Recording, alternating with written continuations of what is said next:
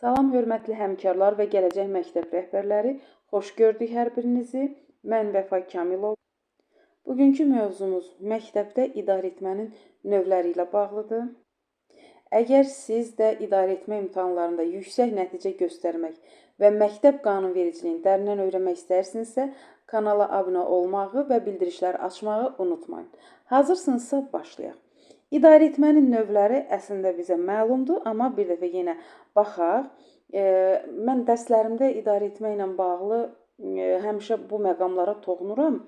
Belə deyək də, dərs prosesində istənilən bir mövzuda inteqrasiyalarımız olur da müəyyən mövzulara. Bu həm bizim yaddaşımızı yeniləməyə, həm söz bazamızı artırmağa köməklik göstərir. Ümumiyyətlə, sizə verilən, istənilən bir sualı idarəetməyə bağlamalısınız. Çünki siz gələcək rəhbər kimi fəaliyyət göstərəcəksinizsə də, o sualı bir idarə edən kimi, cavab verməlisiniz. Məktəb idarəetməsində uğur qazanmaq və sağlam iş mühiti yaratmaq üçün tətbiq edilən müxtəlif idarəetmə üslubları mövcuddur.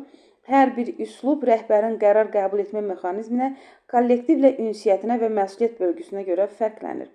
Müasir təhsil menecmentində əsas aşağıdakı idarəetmə növləri fərqləndirilir. Aşağıdakı idarəetmə növləri var.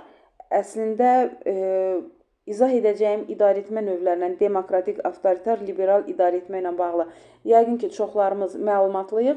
Amma müasir idarəetmənin tələblərinə uyğun olaraq yeni idarəetmə növləri də mövcuddur. Onlar haqqında da sizlərlə birlikdə nəzər yetirərik. Demək, demokratik idarəetmə nədir? Demokratik idarəetmə birgə idarəetmə növüdür. Demokratik idarəetmədə bilirsiniz ki, belə deyək, müəssisədə, məktəbdə hər bir iştirakçının fikri nəzərə alınır. Təhsil prosesinin iştirakçıları, yəni təhsil verənlər, təhsil alanlar və valideynlər təhsil prosesinin iştirakçıları sayılır və burada da hər birinin söz demə hüququ var və indi bəs söz deyir, fikir bildirir, harda və necə? Onlar haqqında da danışarıq. Demək, bu üslub müasir məktəb idarəetməsində ən effektiv yanaşmalardan biri hesab olunur. Xüsusiyyətləri hansılardır? Qərarlar tək başına deyil, pedaqoji şura, metodik şuralar və kollektivin rəyi nəzərə alınaraq qəbul edilir. Və burada valideyn komitələrini də deyə bilərik.